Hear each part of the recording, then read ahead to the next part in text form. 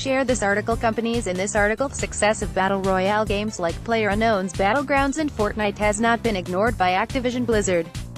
Within the first few minutes of a post-earnings investor call today, Activision CEO Bobby Kotick praised Fortnite for attracting new gamers of all ages and genders, just one of numerous times the games and Battle Royale modes in general would be brought up during the call.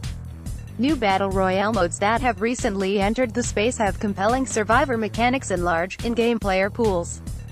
They have also brought tens of millions of completely new players into gaming, both on traditional platforms like console and PC, but also on newer platforms for the genre like mobile. "We are very encouraged by this," Activision Cody Johnson said. Activision CFO Spencer Newman continued with this line of thought during the Q. "The Battle Royale mode is contributing to the innovation and expansion we are seeing in the industry. It's not only bringing the younger audiences and millions of new gamers into the shooter genre where we're already a leader in the space, but importantly, it's also highlighting the ability to bring immersive gaming experiences like Battle Royale to mobile in both Western and Eastern markets. When we see people innovate in an interesting and impactful way, we are very quick to figure out how to capture inspiration from innovation," Bobby Kotick. Activision CEO Bobby Kotick added, "When we see people innovate in an interesting and impactful way, we are very quick to figure out how to capture inspiration from innovation. When we see things that appeal to our audiences, we are very good at being inspired by those." Kotaku reported last month that the upcoming Call of Duty Black Ops 4 would have a Battle Royale mode. Although that has yet to be confirmed by Activision, they did stress that the next iteration of the popular shooter franchise would see a shift from its predecessors. "This is a game that is not going to just build on our strengths. It will need to push the envelope in innovation," Johnson said.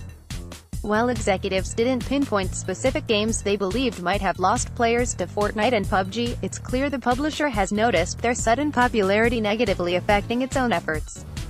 "We've seen some near-term impact from Battle Royale, but as you heard on the call today, our business continues to perform at record levels," Newman said. "One game that has apparently not reached the level of success expected of it is Destiny 2.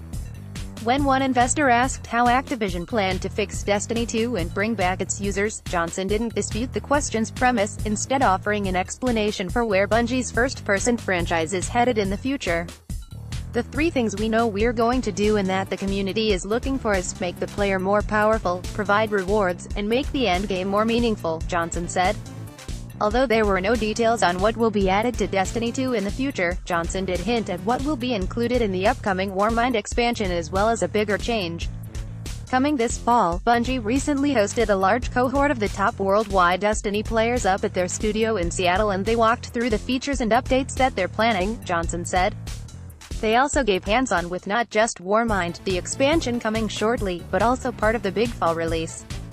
And it was a very positive response, even more for what's coming this fall into the innovations in gameplay there, including what we think will be an incredibly engaging new mode, one that introduces a whole new style of play for first-person shooter gaming generally and certainly for the shareable shooter space that Destiny created. Activision was more positive about Overwatch, especially in regards to the Overwatch League.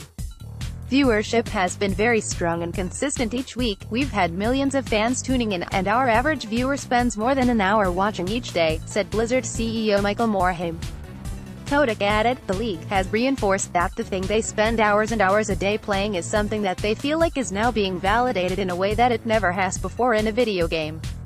All of our players feel like this is truly a recognition of the sense of belonging they get playing the game and the sense of accomplishment they feel playing the game, and I think more than anything that's been an enormous benefit as a result of the creation of the league."